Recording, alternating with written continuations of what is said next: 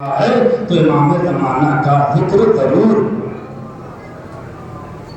زندگی کے ساتھ سلوات کرتے ہیں محمد والے محمد۔ اس کا مطلب یہ ہے کہ کوئی گہرا رشتہ ہے۔ آج وہ رشتہ انتظام حیدر بتانے جا رہا ہے۔ جوانوں، اس پیغام کو، اس میسج کو اپنے سینے پر نقش کر لینا۔ اگر واقعی امام زمانہ سے سچی محبت کرتے ہو، محبت معرفت کی محتاج ہوتی ہے، بغیر معرفت کے محبت کی کوئی ویلیو نہیں ہوتی ہے۔ جب معرفت حاصل کرو گے تبھی تمہارے اندر روحانی تقویت پہنچے گی، ورنہ دعویٰ کرنے والے خیبر میں بھی بہت تھے، خندق میں بھی بہت تھے، صفین میں بھی بہت تھے، احد میں بھی بہت تھے، بدر میں بھی بہت تھے، مگر علم کسے ملا؟ جو صاحب معرفت تھا۔ قرآن سے کہنا اور ہے، دل سے سمجھنا اور ہے۔ بہت تیزی سے دلیل کو آگے بڑھاتے ہوئے اور اپنے مسائل کی منزل سے قریب ہو جاؤں گا۔ صاحبان علم ہے، چند جملوں میں دلیل دے رہا ہوں کہ اللہ نے ایک قانون بنایا۔ قانون کیا؟ پورے مجمع کی توجہ چاہ رہا ہوں۔ اس نے کیا قانون بنایا؟ زمین پیدا کیا، آسمان پیدا کیا، سورج پیدا کیا، ستارے پیدا کیے، توجہ ہے نا، سب کچھ۔ یہ زمین چیخ چیخ کے ایک ایک جملے پہ توجہ، ذرا سی اگر آپ ہٹے تو دلیل آپ کے سمجھ میں نہیں آئے گی۔ یہ زمین چیخ چیخ کے کہہ تو رہی ہے کہ ہمارا خالق اللہ ہے۔ یہ آسمان چلا چلا کے کہہ رہا ہے کہ کوئی نہ کوئی ہے جو ہمیں پیدا کرنے والا ہے۔ یہ سورج تڑپ تڑپ کے کہہ رہا ہے کہ کوئی نہ کوئی ہے جو ہمارا خالق ہے۔ یہ چاند چمک چمک کے کہہ رہا ہے کہ کوئی تو ہے جو ہمارا خالق ہے۔ یہ بجلی گرج گرج کے کہہ رہی ہے کہ کوئی تو ہے جو ہمارا خالق ہے۔ یہ پانی اچھل اچھل کے کہہ رہا ہے کہ کوئی تو ہے جو ہمارا خالق ہے۔ یہ ہوائیں مچل مچل کے کہہ رہی ہیں کہ کوئی تو ہے جو ہمارا خالق ہے۔ لیکن یہ کس نے کہا کہ ایک ہے؟ بھائی اگر آپ ہمت سے سنیں گے تو میں آپ کو دلیل دوں گا، ورنہ آپ میرا مزاج جان چکے ہیں۔ میں تھوپ کے خطابت کرنے کا عادی نہیں ہوں کہ زبردستی آپ پر تھوپ کے اپنی خطابت کرو۔ بہت اہم ترین دلیل دے رہا ہوں پورے مجمع کی۔ بھائی یہ ساری کائنات بتا رہی ہے کہ کوئی خالق ہے، لیکن یہ کس نے کہا کہ ایک ہے؟ توجہ ہے، یہ کس نے کہا ایک ہے؟ یہ ہمارے اور آپ کے آخری محمد مصطفیٰ صلی اللہ علیہ وآلہ وسلم، انہوں نے کہا کہ اللہ ہے۔ زمین نے صرف توحید کا اشارہ کیا، زمین نے بتایا کہ کوئی خالق ہے، سورج نے بتایا کہ کوئی خالق ہے، لیکن زمین نے نہیں کہا کہ ایک ہے، آسمان نے نہیں کہا کہ ایک ہے، سورج نے نہیں کہا کہ ایک ہے۔ گواہ خلاقیت کے یہ بھی ہیں اور گواہ محمد بھی ہیں، توجہ ہے، مگر کائنات نے کہا کہ خدا ہے، محمد نے کہا کہ ایک ہے۔ اہل علم کا مجمع ہے۔ اب قانون کیا بنا؟ توحید کے دو گواہ، ایک خاموش کائنات، ایک بولتا محمد۔ بات اگر پہنچ رہی ہے تو شاید شروع سے ہی آپ کو نتیجے تک پہنچا دوں گا اور بڑی تیزی سے گفتگو آگے بڑھے۔ خاموش کائنات، بولتا محمد۔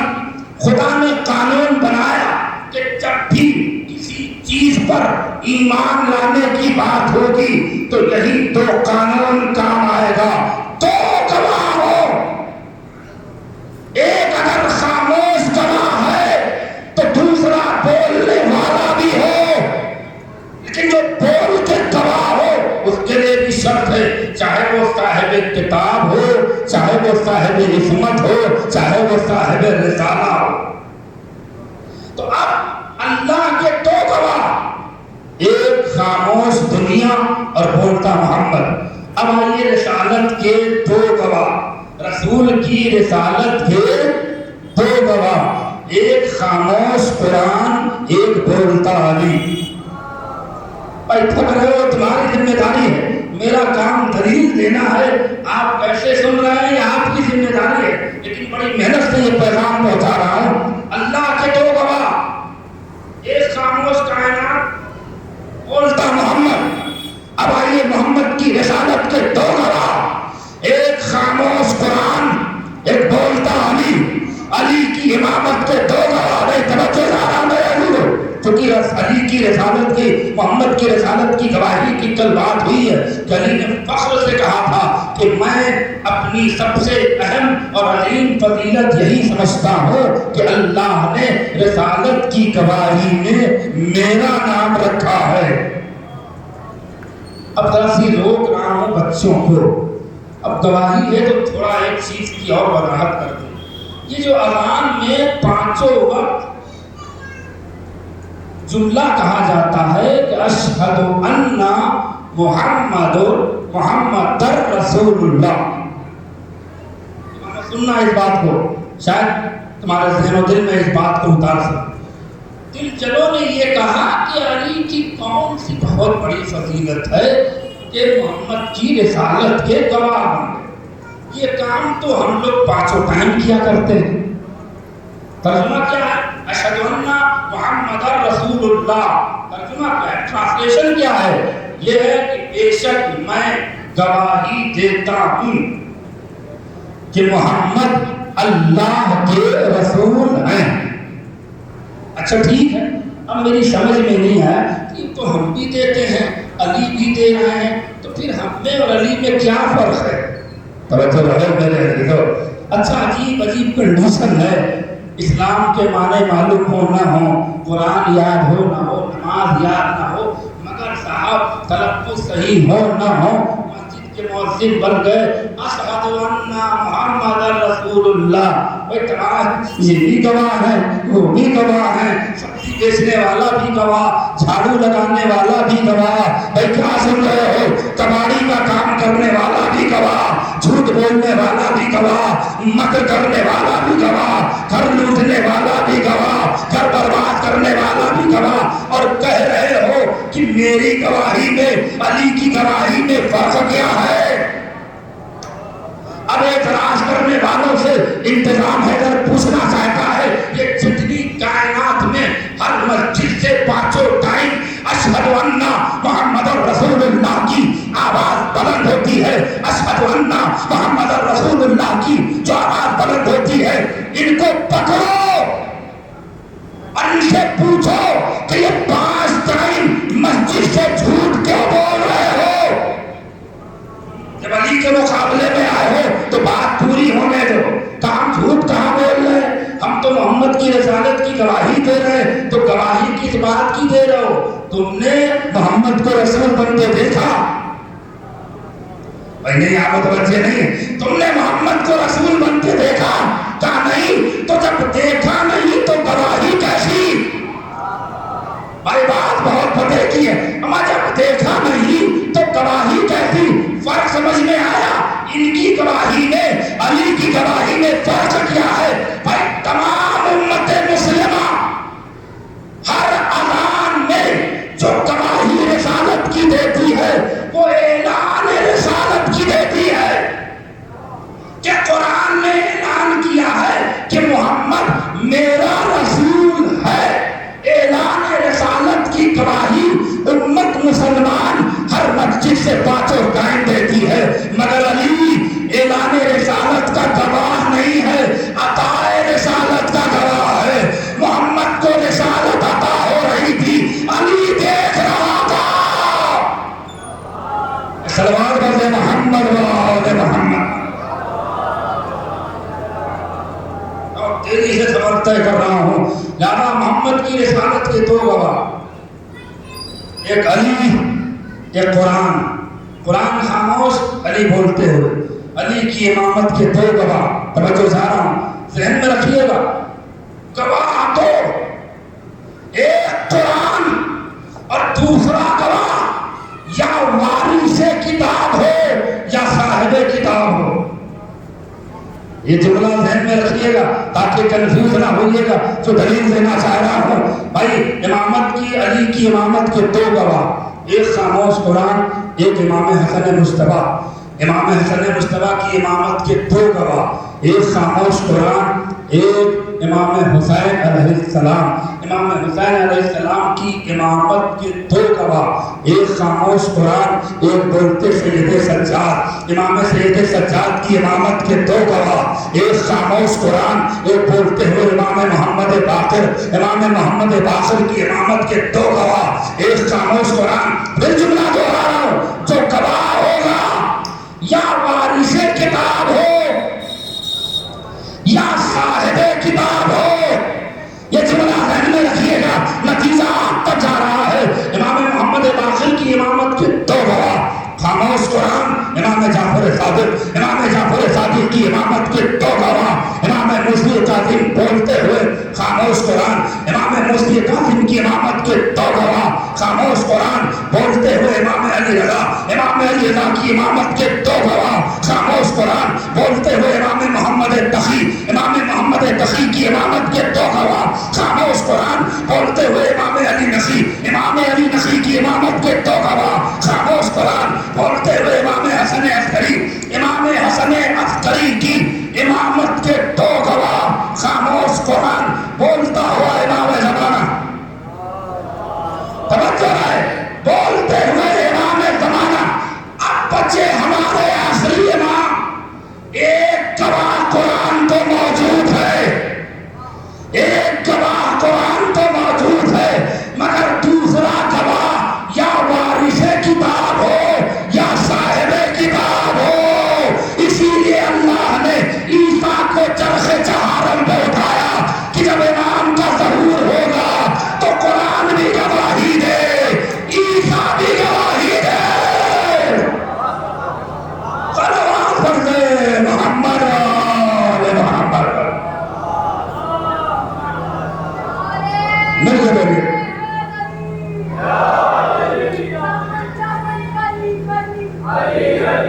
شرما کے مدد زور سے بولو. علی علی پوری آواز میں بولیے.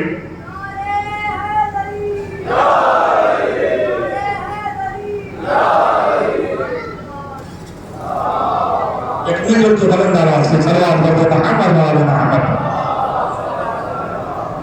آخری بات اور مسائل میں نے پہلے ہی کہا تھا کہ آخری دنوں میں فضائل کم ہوں گے، مسائل زیادہ. آخری بات، علامہ ملا صالح کشمی اہل سنت صوفی برادران کے بہت بڑے عالم ہیں. سنیے، ان کی کتاب فضائل مرتضوی، نام فضائل، اہل سنت کے رائٹر. یہ ایک واقعہ لکھتے ہیں اور اسی واقعے سے مسائل کی منزل کو طے کروں گا اور دیکھتا ہوں کہ کتنے لوگ اس فضائل کا حق ادا کرتے. اللہ صالح کشکی لکھتے ہیں ایک یہودی لشکر کا سردار تھا جس کا نام تھا ابو سمسام، سواد سے ابو سمسام. جب اس نے رسول خدا کے کیریکٹر کی، کردار کی، اخلاق کی، علم کی، ہیبت کی، دبدبے کی، زہد کی، تقوی کی، حلم کی، بردباری کی، مسکراہٹ کا چرچا سنا تو ریئیکٹ ہوا، اثر ہوا. کون ہے کہ جس کے کلام میں جادو ہے؟ یہ کون ہے کہ جس کے انداز میں جادو ہے؟ یہ کون ہے کہ اگر دشمن سے مسکرا کے ملتا ہے تو دشمن کلمہ پڑھنے لگتا ہے، کنکری سے مسکرا کے بولتا ہے تو کنکری کلمہ پڑھنے لگتی ہے، جانور سے مسکرا کے بولتا ہے تو قدموں پہ آ کے کلمہ سناتا ہے. کیا کمال کی پرسنالٹی ہے. بڑا چرچا سنا، ملا بھی تھا. آیا مدینہ منورہ میں اور آ کے رسول خدا سے کہتا ہے، تھوڑا سا توجہ دے لیجیے، رسول خدا سے کہتا ہے کہ اے اللہ کے رسول، اگر میں اپنے پورے قبیلے والوں کو مسلمان بنا دوں تو آپ مجھے انعام میں کیا دیں گے؟ اگر ہو تو مسائل پڑھوں، آپ آمادہ ہیں؟ چند منٹ کا واقعہ ہے، ایک دلیل نکالنا چاہ رہا ہوں اور یہیں سے میں اس کو تمام کر دوں گا۔ کیا انعام دیں گے؟ رسول نے کہا اگر تو اپنے قبیلے والوں کو مسلمان بنا کے آئے گا تو میں تجھے 100 اونٹ بھورے رنگ والی دے دوں گا۔ عرب میں بھورے رنگ کی اونٹ اور اونٹنی کی قیمت عام اونٹوں سے 1000 گنا زیادہ ہوتی تھی۔ وہ ایک اسپیشل برانڈ جانور میں مانا جاتا تھا۔ بھورے رنگ کا اونٹ جو ہے وہ برانڈ تھی، اس کی جو قیمت تھی وہ عام اونٹوں سے 1000 گنا زیادہ تھی۔ اچھا اللہ کے نبی 100 اونٹ انعام ملے گا؟ کہاں؟ ذرا سے لکھ دیتے تو اطمینان ہو جاتا۔ توجہ ہے میرے؟ کہا کوئی بات نہیں، کوئی بات ہے، لکھ کے دے دیجیے تو اطمینان رہے گا۔ کہا ٹھیک ہے، قلم اٹھایا، توات اٹھایا، لکھا میں اللہ کا بنایا ہوا بھیجا ہوا رسول ابو سمسام سے وعدہ کرتا ہوں کہ اگر یہ اپنے قبیلے والوں کو مسلمان بنا کر آئے اور اس کی تحقیق ہو جائے تو میں محمد مصطفیٰ وعدہ کرتا ہوں کہ ابو سمسام کو 100 اونٹ بھورے رنگ والی دوں گا۔ فقط وسلام محمد رسول اللہ، مہر ماری، دستخط ماری، پکا کیا اور کہا لے۔ توجہ ہے نا؟ کہا بس سرکار اب اطمینان ہو گیا، اب پروف مل گیا، اب میں اطمینان ہو گیا۔ کہا کب ہو؟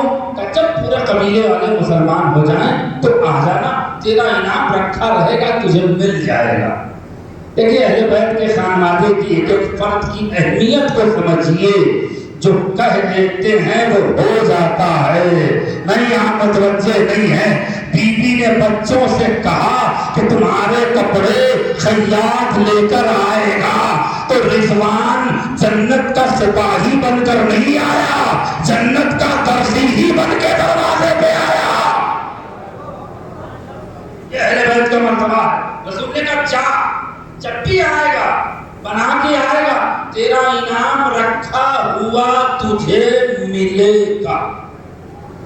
گیا سال 2 سال لگ گیا، اب وہ مطمئن ہوا تو اپنے کچھ لوگوں کے ساتھ پھر مدینے واپس آیا کہ چلوں اب بتاؤں اور انعام لے آیا۔ اب یہ نبی کا دربار کہاں ہے؟ کہا وہی ہے، آگے جاؤ میں مل جائے گا۔ گئے تو غریب لوگ بیٹھے نظر آئے، جملے کی قدر سمجھا گئے، عجیب و غریب شکل کے لوگ بیٹھے نظر آئے۔ کن کو گھور رہا ہے، کہہ رہا ہے کہ وہ جو نور والا چہرہ تھا وہ کہاں ہے؟ دیکھیے بات آپ نے توجہ نہیں دی۔ ابو سمسام بیٹھے ہوئے اور افراد سے یہ کہہ رہا ہے کہ وہ جو نور والا چہرہ تھا وہ کہاں ہے؟ بھائی اسی وقت فیصلہ ہو گیا کہ جس کے چہرے پہ چمک ہو وہ آل رسول کا ماننے والا ہے، جس کے چہرے پہ عجیب طرح کی ہو شکل تو خدا کا نظام ہے۔ کیا مسئلہ؟ کیا مسئلہ؟ تو میں اللہ کے رسول سے ملنے آیا ہوں، کیوں آئے ہو؟ کیا مسئلہ؟ کب وعدہ کیا تھا انہوں نے کہ اپنے قبیلے والوں کو مسلمان بنا کے آؤ گے تو تمہیں 100 اونٹ دیں گے؟ کب وعدہ کیا تھا؟ کہاں وعدہ کیا تھا؟ اس نے گھر سے نکالا تحریر کہ یہ پڑھو، یہ پڑھو۔ انتظام حیدر ایک جملہ دے کر آگے بڑھ جائے گا، سمجھنے کی ذمہ داری آپ کی۔ پڑھنے والوں نے پڑھا ھذا کتابی من محمد رسول اللہ، یہ خط محمد رسول اللہ کی طرف سے ہے، میں اللہ کا رسول ہو کر وعدہ کرتا ہوں کہ ابو سمسام اپنے قبیلے والوں کو جب بھی مسلمان بنا کر آئے گا 100 اونٹ بھورے رنگ والے اسے دیا جائے گا۔ فقط وسلام محمد ابن عبداللہ، مہر تحریر سب دربار میں پڑھا گیا، خلافت شروع ہے۔ کہاں؟ یہ خط بھی انہی کا ہے، تحریر بھی انہی کی ہے، مہر بھی انہی کی ہے، رائٹنگ بھی انہی کی ہے، بھائی یہاں تک تو ملا صالح کشمی نے لکھ دیا کہ یہ تحریر بھی محمد کی، یہ قلم بھی محمد کا، یہ سیاہی بھی محمد کا، یہ مہر بھی محمد کی۔ شاید یہ بعد میں پروپیگنڈا کیا گیا کہ محمد کو نہ پڑھنا آتا تھا نہ لکھنا آتا تھا۔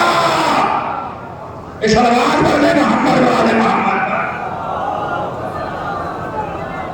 کہا بھائی تحریر تو ہے، تو کہاں ہے وہ بلاؤ؟ کہا وہ تو زندہ ہے نہیں، انتقال کر گئے۔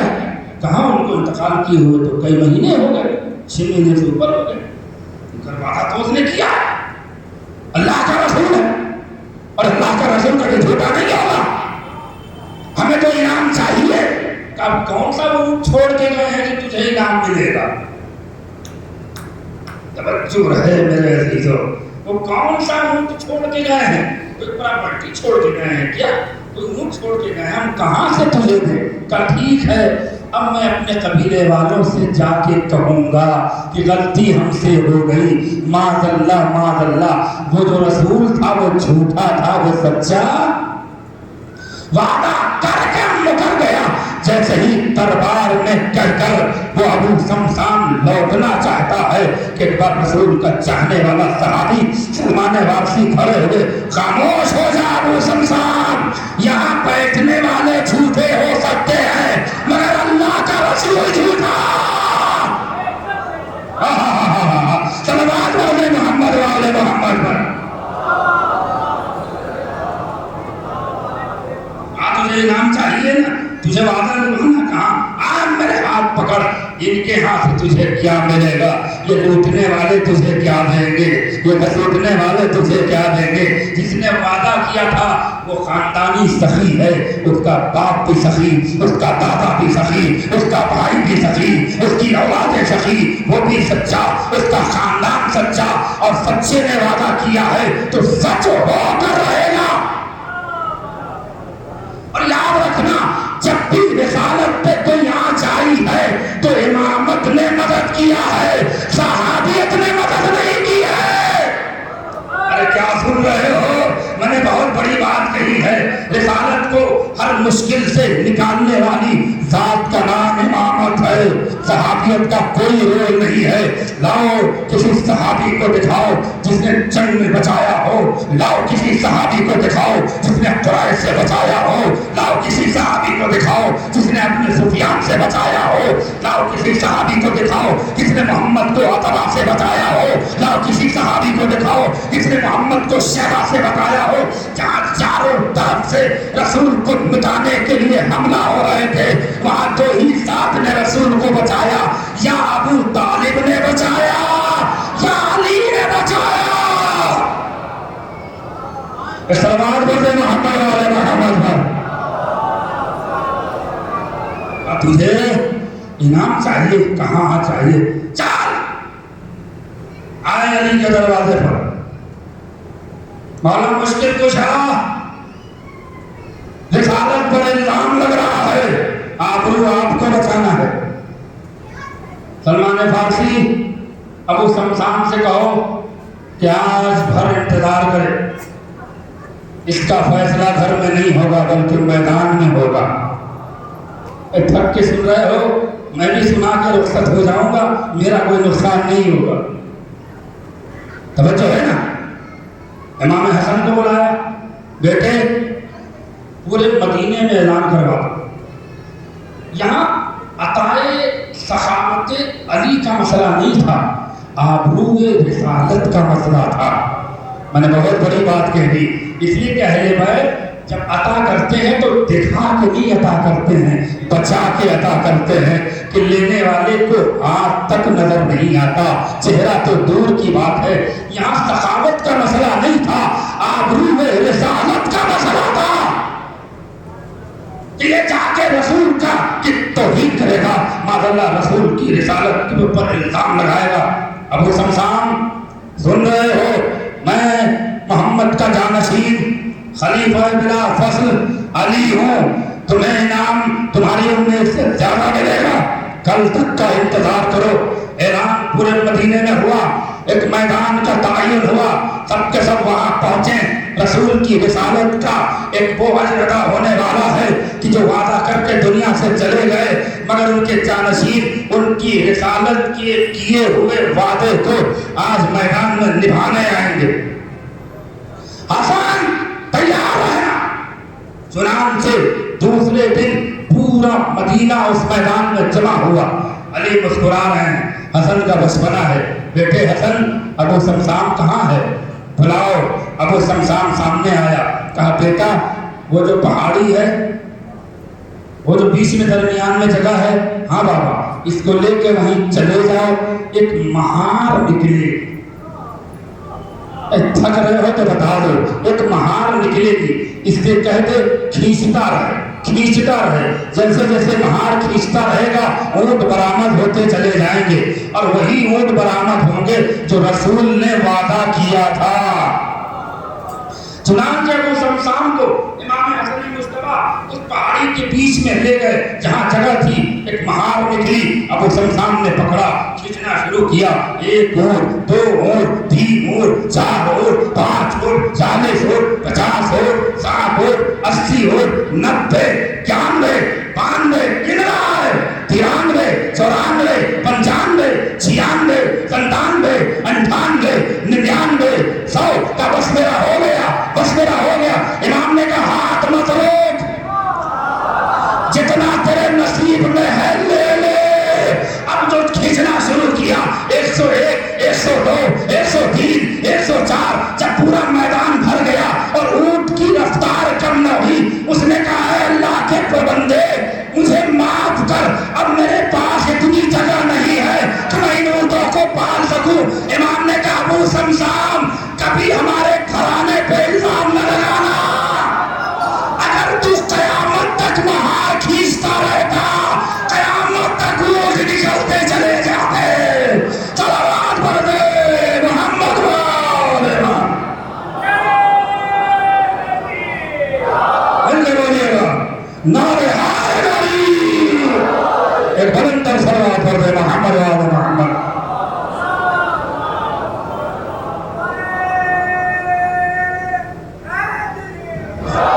سلامت رہو. ایک اور صلوات پڑھ دے محمد والے محمد. یہ ہے امام حسن مصطفیٰ کہ جنہوں نے کمسنی میں یہ کمال دکھایا. ہم اہل بیت جس کو دیتے ہیں تو دیتے رہتے ہیں. اے ابو سمسام اگر قیامت تک تو مہار کھینچتا رہتا تو قیامت تک اونٹ برآمد ہوتے رہتے. قدموں پہ گیا اور یہ کہہ کے گیا. واقعی یہ گھرانہ کل بھی سچا تھا، آج بھی سچا ہے اور قیامت تک سچا رہے گا. اور صرف گھرانے کی گواہی نہیں تھی، ان کا مذہب بھی سچا تھا، سچا ہے، سچا رہے گا. اور جس کی عطا سے اسلام سرخرو ہو جائے اسے اہل بیت کہتے ہیں، اور جن کے عمل سے اسلام شرمندہ ہو جائے انہیں غاصب اہل بیت کہتے ہیں. کچھ کہنا چاہ گیا بس ارباب ادا مجلس تمام ہوئی. خدا آپ کی شرکت کو قبول کرے. آج اس کو رونے آئے ہیں کہ جو حسن کی نشانی تھا. چند جملے مصائب کے اور آج کی مجلس تمام. رونا آپ کا نصیب، رونا آپ کا مقدر. کل سرکار باب المراد کی رات ہے. اپنے فکر کو، اپنے ذہن کو، اپنے دل کو پاک کر کے آئیے. ایک میسج دے رہا ہوں، 2 منٹ کا میسج ہے اور اہم ترین میسج. دیکھیے عزاداری کی 3 رکعت ہے، جیسے نماز مغرب کی 3 رکعت ہے. راضی سب سنیے گا اس بات کو. بات سمجھ میں نہیں آئے گی بعد میں ہم سے ڈسکس کر لیجیے گا، مگر منبر پہ اتنا وقت نہیں ہے کہ میں اس کی ڈیٹیل آپ کو سمجھا سکوں. اشارتاً یہ میسج دے رہا ہوں آخری مجمع تک. مغرب کی نماز 3 رکعت ہے، سب کو پتا ہے. اچھا کوئی ایک رکعت نماز پڑھ کے کہے مولانا ہم نے مغرب کی پڑھ لی، نماز ہوگی؟ اچھا 2 رکعت پڑھ لی نہیں ہوگی نا. جب تک وہ تینوں رکعت نماز ادا نہیں کرے گا نمازی کہلانے کا حقدار، پھر جملہ دہرانا، جب تک اصول کے ماتحت وہ نماز کا حق ادا نہیں کرے گا نمازی کہلانے کا حقدار نہیں ہوگا۔ اسی طرح عزاداری بھی 3 رکعت ہے، یاد رکھیے گا۔ پہلی رکعت کا نام مرثیہ خوانی، دوسری رکعت کا نام خطابت اور ذکر، تیسری رکعت کا نام ماتمداری اور نوحہ خوانی۔ میں کیا عرض کرنا چاہ رہا ہوں، کتنی بے بسی لگتی ہے اس وقت، خاص طور سے میں دیکھ رہا ہوں پچھمی اتر پردیش میں سب سے زیادہ اگر کوئی مجلس پڑھتا ہے تو وہ انتظام حیدر پڑھتا ہے، اور اتنی بے بسی دکھ رہی ہے مرثیہ خوانی کو لے کر کہ سوائے کفِ افسوس ملنے کے کچھ نہیں، ایک سے ایک مرثیہ۔ یہ مرثیے کو آپ کم نہ سمجھیے، یہ عزاداری کی پہلی رکعت کا نام ہے۔ بیچارہ مرثیہ خواہ آپ دلی سے بلائیں وہاں سے بلائیں، وہ بیچارہ اکیلا پڑھ رہا ہے، 2-3 آدمی بیٹھے ہیں، جیسے یہ لگتا ہے کہ وہ کسی اور گھرانے کی بات کرنے آیا ہے، اہل بیت کے چاہنے والوں کے محلے میں نہیں آیا ہے، شاید کسی اور محلے میں کسی اور کا ذکر کرنے آیا ہے۔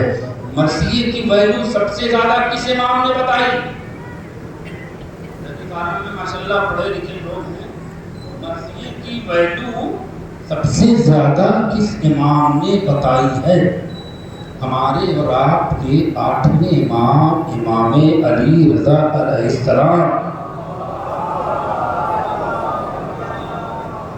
آپ کو پتا ہے یہ مجلس میں مرثیہ خوانی کا رواج 8ویں امام نے شروع کیا۔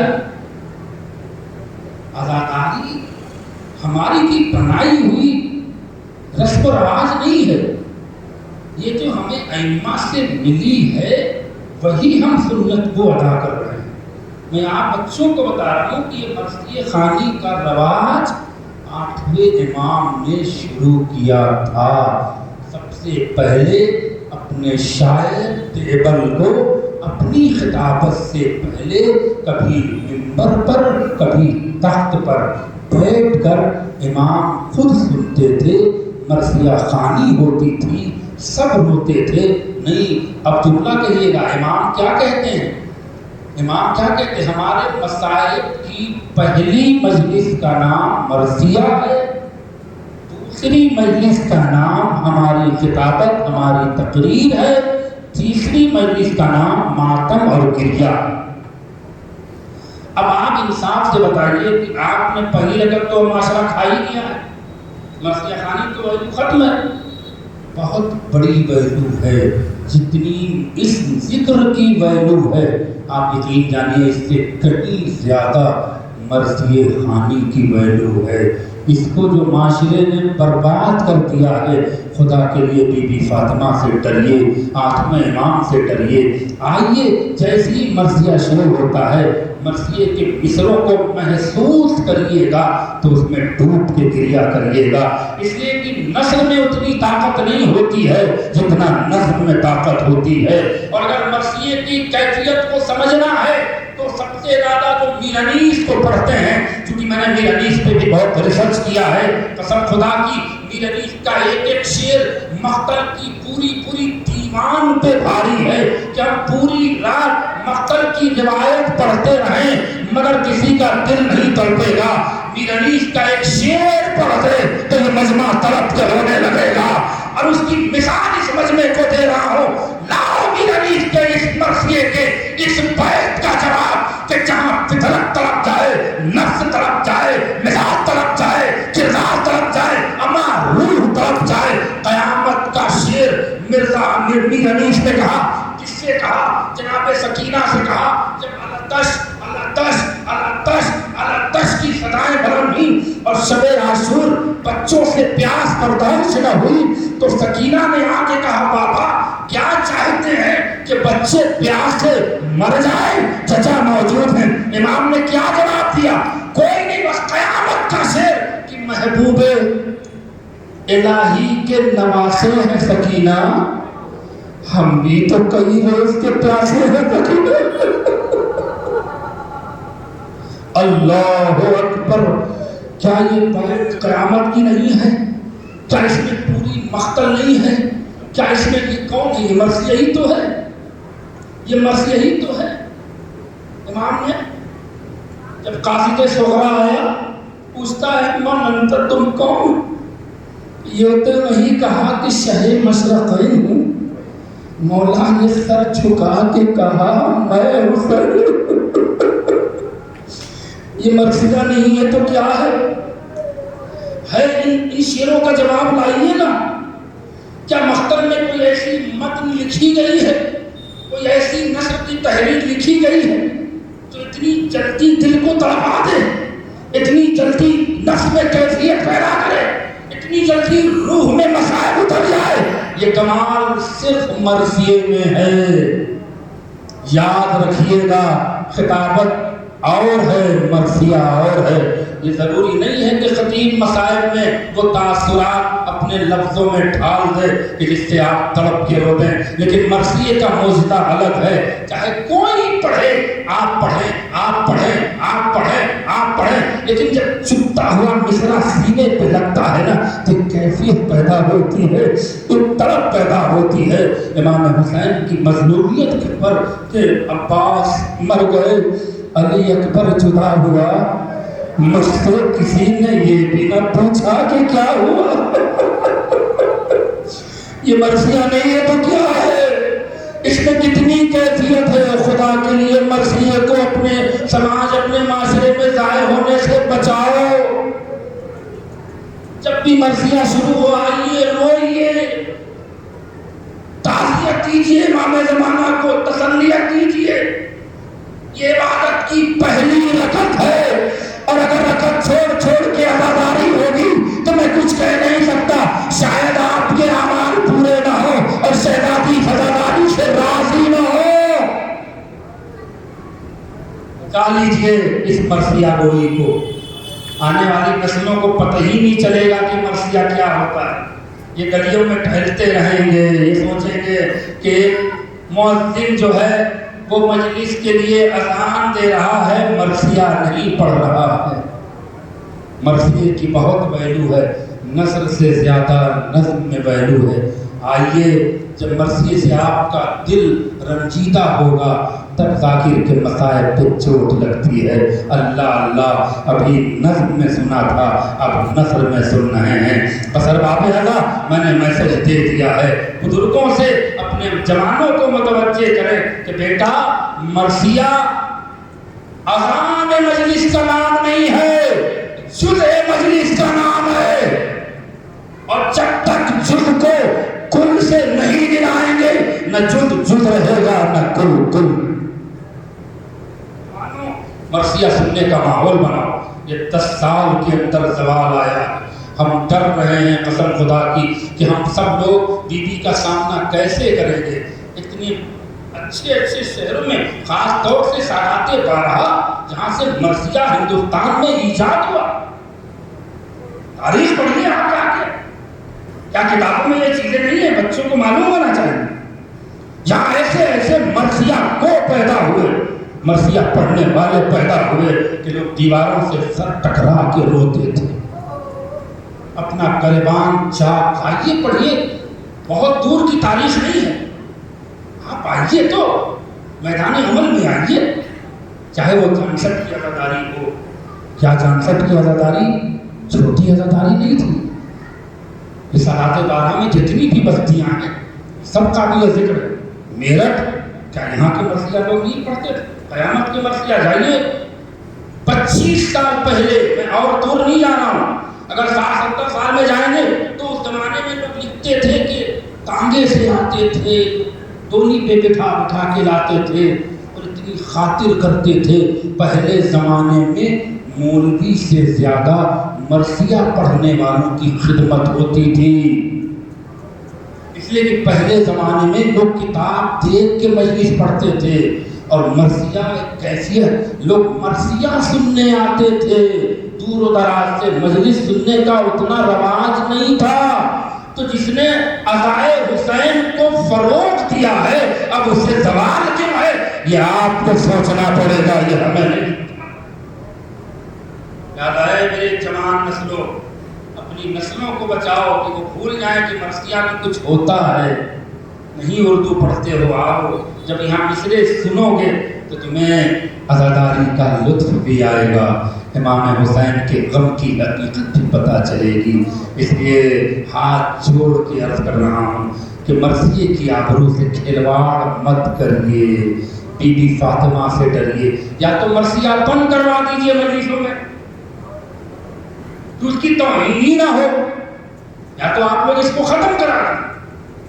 پورے پچھمی اتر پردیش ہمارا ماشاءاللہ سے پورن میں ایسا نہیں ہے، آپ آئیے دیکھیے کہ باقاعدہ مرثیہ لوگ بیٹھ کے سنتے ہیں اور ایک مجلس مرثیے پہ ختم ہو جاتی ہے۔ کتنا گریہ ہوتا ہے، اللہ اکبر اللہ اکبر۔ اس مشرقی اتر پردیش کے بہت خدمات ہیں، یہ بچے اپنے بزرگوں کی خدمات کو کیوں بھول رہے ہیں کہ جن چیزوں کو ان کے دادا نے رائج کیا وہ پوتے کیوں ختم کر رہے ہیں؟ اس لیے کہ باپ نے انہیں نہیں بتایا کہ بیٹا ہمارے ابا مرثیے میں ہی جا کے فرش پہ بیٹھ جاتے تھے کہ مجلس سے زیادہ مرثیہ سننے میں مزہ آتا ہے، دل کو بڑا سکون ملتا ہے۔ میرے عزاداروں، میری بات بری لگی ہے تو ہم معافی مانگ سکتے ہیں، لیکن مسئلہ عزاداری کا ہے، مسئلہ حسین کی ماں کی رضامندی کا ہے۔ یا تو مرثیہ اپنی مجلسوں سے اٹھوا دو، یا اگر مرثیے کے لیے بلاتے ہو، پوسٹر میں نام دیتے ہو، تو سب سے ہاتھ جوڑ کے کہو کہ بھائی اگر سننے آؤ کہ تو ہم مرثیہ خوانی کروائیں گے، ورنہ اس کی آبرو سے کھلواڑ مت کرو۔ ہم کو آپ نے بلایا، اتنا مجمع بیٹھا ہے، 5 آدمی ہماری مجلس میں بیٹھے رہتے، ہمارے دل پہ کیا گزرتی آپ اندازہ کریے۔ مرثیہ خوانوں کے حوصلے بڑھائیے، ورنہ آنے والی نسلیں مرثیہ پڑھنا چھوڑ دیں گی، عزاداری کا جز ختم ہو جائے گا۔ ان کے حوصلے بڑھائیے تاکہ آنے والی نسلوں میں بھی مرثیہ پڑھنے والے تیار ہوں، ورنہ یہی حالت رہی تو آنے والی نسلیں بھی مرثیہ پڑھنا چھوڑ دیں۔ خدا کے لیے عزاداری کی شان مت کم ہونے دیجیے۔ آئیے مرثیے میں بھی شرکت کر، سرکار باب المراد کی رات ہے، قسم خدا کی شہزادی تڑپ تڑپ کے روئیں گی۔ کل سے یہ نیت کر لیجئے کہ واقعی عزاداری اگر کرنا ہے تو 3 رکعت نماز پڑھیے، 1 رکعت بھی چھوڑیے گا تو عبادت مکمل نہیں ہوگی۔ میں نے پہلے ہی کہا ہے عزاداری کی بھی 3 رکعت ہے، پہلی رکعت کا نام مرثیہ، دوسری رکعت کا نام خطابت، تیسری ماتمداری اور نوحہ۔ جب یہ 3 رکعت مکمل نہیں ہوگی، ان ماتمداروں کی بھی عبادت قابل قبول نہیں، تو صرف یہ سوچتے ہیں کہ ہم ماتم کرنے کے عزاداری ہو جائے گی، نہیں، ان کی غلط فہمی ہے۔ پہلے آؤ فرش میں بیٹھ کے اپنے کو انسان بنانا سیکھو، جب انسان بن جاؤ گے تو ماتم بھی خود بخود کرو گے، نوحہ خوانی بھی خود بخود کرو گے، اختلاف نہیں۔ پہلے فرش پہ اپنے کو بیٹھنے کے عادی بناؤ، اس لیے کہ اگر یہاں پر بیٹھنے کی عادت چھوٹ گئی تو نالیوں اور دیواروں پہ جو بیٹھ کر مجلسوں کا وقت گزارتے ہیں ان کی اولاد بھی اسی انداز سے آئے گی۔ فرش پہ بیٹھیے تاکہ فرشتوں کی دعائیں ملیں، بی بی فاطمہ کی دعائیں ملیں۔ بس ارباب رضا، مجھے یقین ہے کہ کل جب مرثیہ ہوگا تو یہ مجمع کچھ نہ کچھ اگر 25% لوگ بھی اس بات کا احساس کریں گے کہ مولانا کا درد صحیح ہے، ہم نے اپنا درد جگر بیان کیا ہے، کیونکہ ہم نے بھی عزاداری کو بہت قریب سے دیکھا ہے، ہم نے پڑھا بھی ہے، دیکھا بھی ہے۔ آئیے مرثیے میں بیٹھیے، کل جناب عباس کی شب ہے، اس کو رونے آؤ گے کہ جو کربلا میں بڑی مظلومیت سے شہید کیا گیا۔ انشاءاللہ مجھے آپ سے ہاتھ جوڑ کے گزارش ہے، آئیے کل مرثیے میں بیٹھ کے بی بی فاطمہ کو پرسا دیجئے۔ آج اس شہید کو رونے آئے ہیں کہ جو 13 سال کا ایسا نونہال بچہ تھا. اللہ اکبر. اب ذرا رونے کے لیے آمادہ ہو جائیے. وقت میں نے نصیحتوں میں زیادہ لیا، اگر مصائب مقتل کی پوری روایت نہیں پڑھوں گا. آج دن کی بات تھی، کل مجھے موقع نہیں ملتا، لہذا میں نے کہہ دیا ہے. ہمارے آخری امام نے ہر شہید کو سلام بھیجا. مانو خدا کے لیے رونے کے لیے آمادہ ہو جاؤ. ہر شہید کو ہمارے آخری امام نے سلام کیا، لیکن سلام صرف تنہا نہیں کیا ہے، کچھ نہ کچھ کہہ کے سلام کیا ہے. جب امام حسین کو سلام کرتے میرے امام زمانہ تو کیا کہتے ہیں؟ سلام ہو اس شہید پر کہ جسے کربلا میں تڑپا تڑپا کے مارا گیا. خدا کے لیے آوازیں بلند کرو.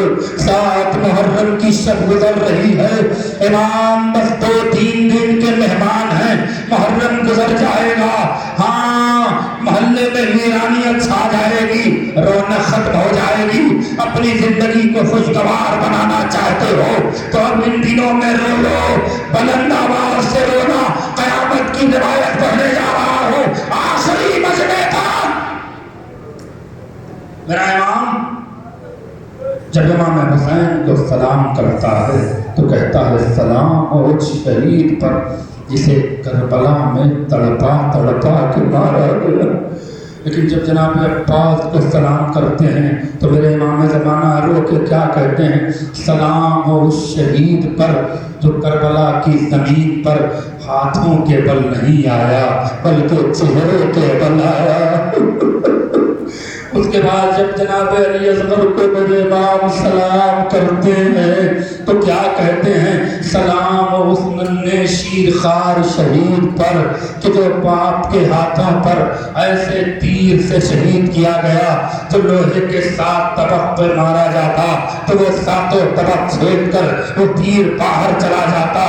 اب ذرا اولاد والوں کا مجمع ہے، خدا ہم بزرگوں کی اولادوں کو سلامت رکھیں جن کے بچے 13 سال کی عمر میں داخل ہو گئے ہیں. اے میری ماں اور بہنوں، ہاں آج اسے پرسہ دینا ہے جو بلک بلک کے کہتی تھی اے میرے لال حسین پہ قربان ہو جاؤ میرے لال. اجرکم اللہ. اب ذرا امام وہ دل تڑپاتا ہوا جملہ سنیے اور مجلس تمام ہو رہی ہے. امام ایک ایک شہید کی مظلومیت کے ساتھ سلام کرتے ہیں. علی اصغر کو میرا سلام، عباس کو میرا سلام. سلام ہو اس پریم جوان پر کہ جس کے کلیجے میں باپ کو وہ تکلیف دی کہ باپ کی آنکھوں کی بینائی چلی گئی. لیکن عزادارو، جب جناب قاسم کو سلام کیا میرے امام نے تو معلوم ہے کیا فضلہ کہا.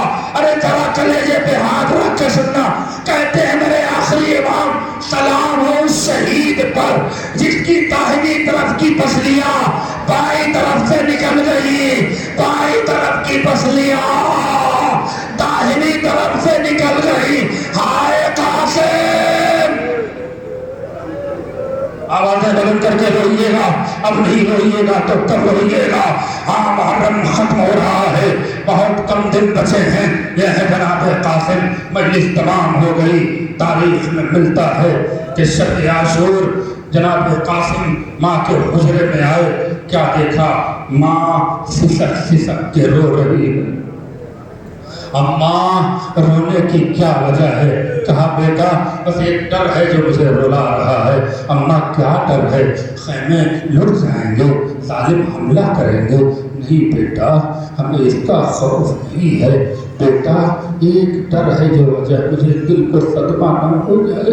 میری اماں بتائیے کیا ڈر ہے؟ کہا بیٹا تمہیں تو پتا ہے میں سید ذاتی نہیں ہوں، میں تو کنیز بن کے آئی تھی. یہ میرا شرف ہے کہ میں امامت کی زوجیت میں آئی ہوں.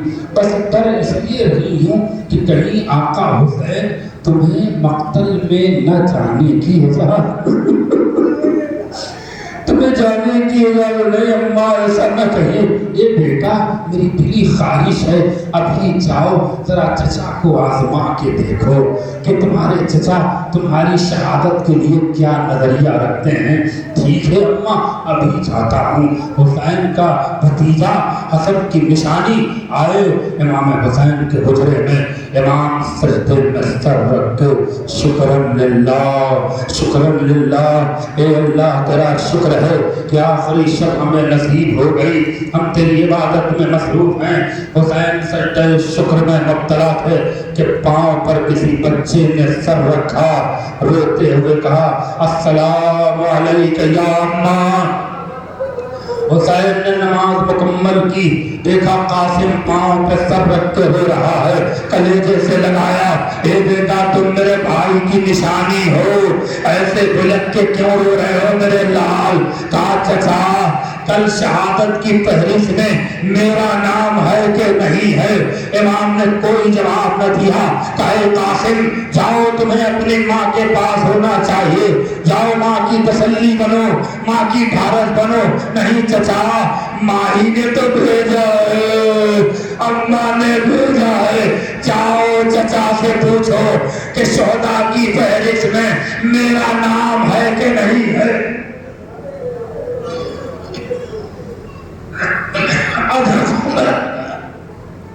بس آخری فکرے رونا اور اس طرح رونا کبھی نہیں دعائیں.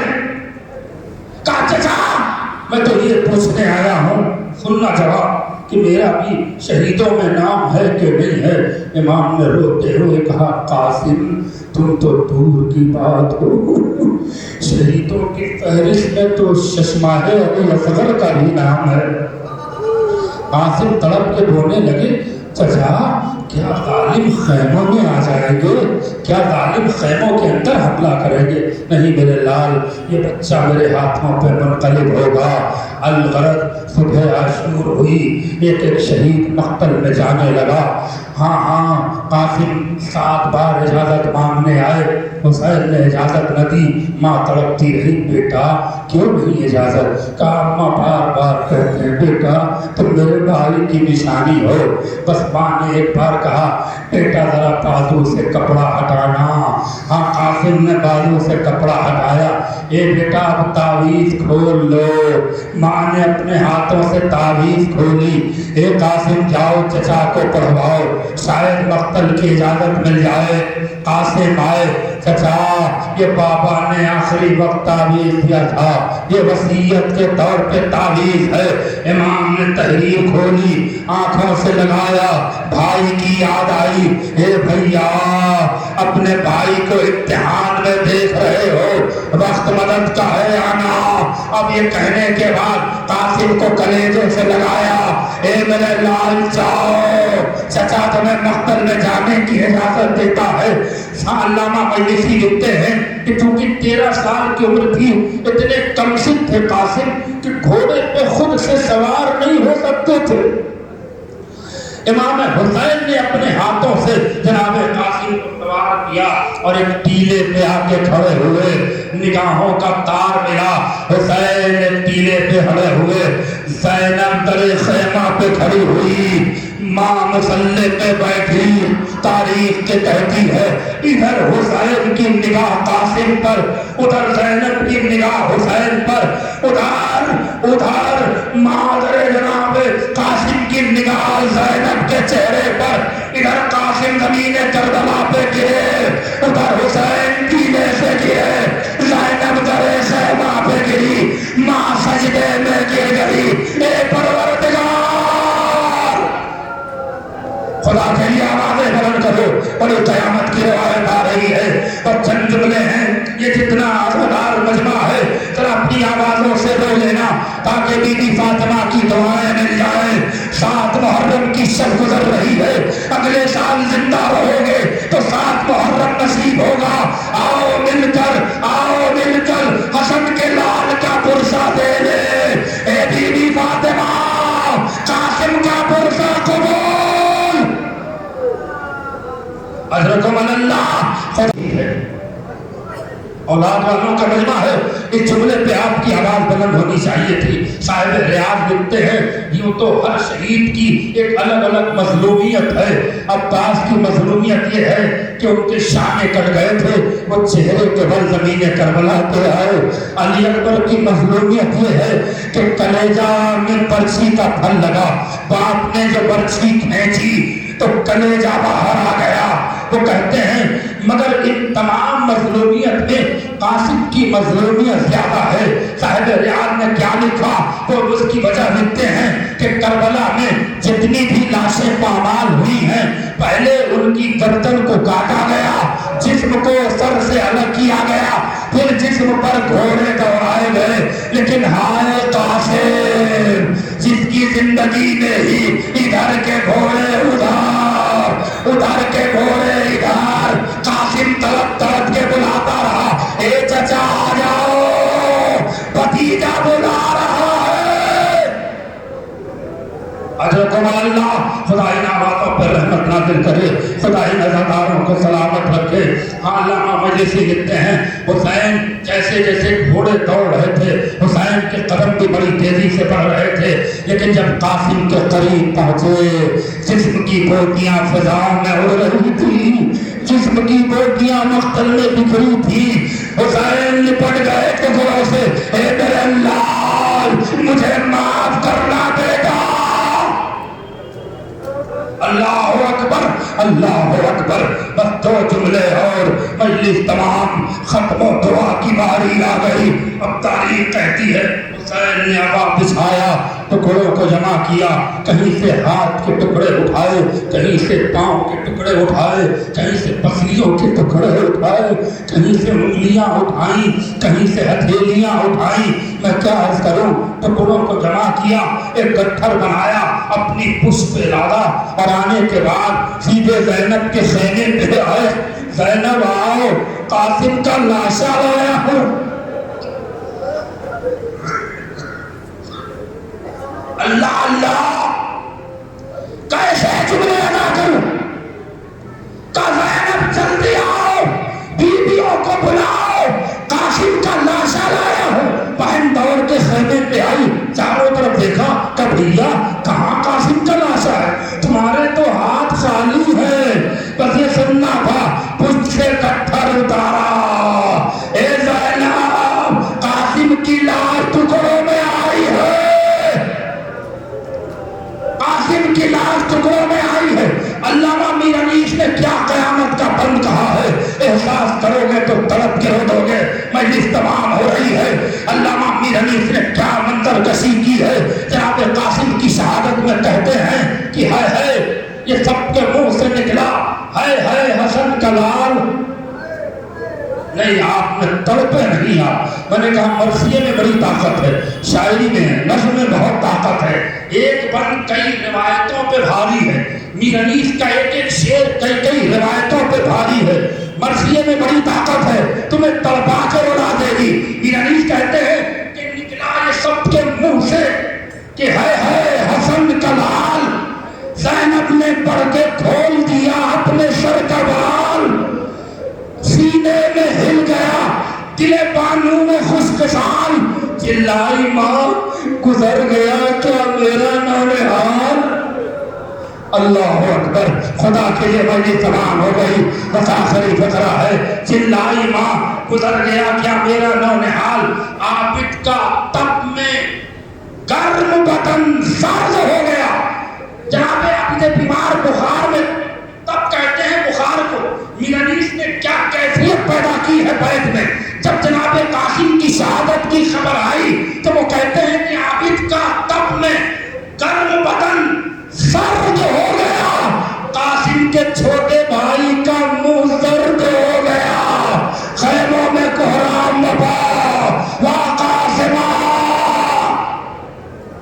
بخرباب ادا مجلس تمام ہوئی، گریہ ہوا، ماتم ہوا، بیٹیاں روئی، زینب روئی، سکینہ روئی، سب روئے. اب زینب نے حسین نے آواز دی, زینب قاسم تو گریا ہو گیا, ہاں بھیا ہو گیا, کہا ذرا مجھے گٹھر اٹھانے تو. قسم خدا کی آخری جملہ ہے, اس سے بڑا مصائب نہیں ہو سکتا. احساس کرو گے تو ہمیشہ یاد کر کے رو گے.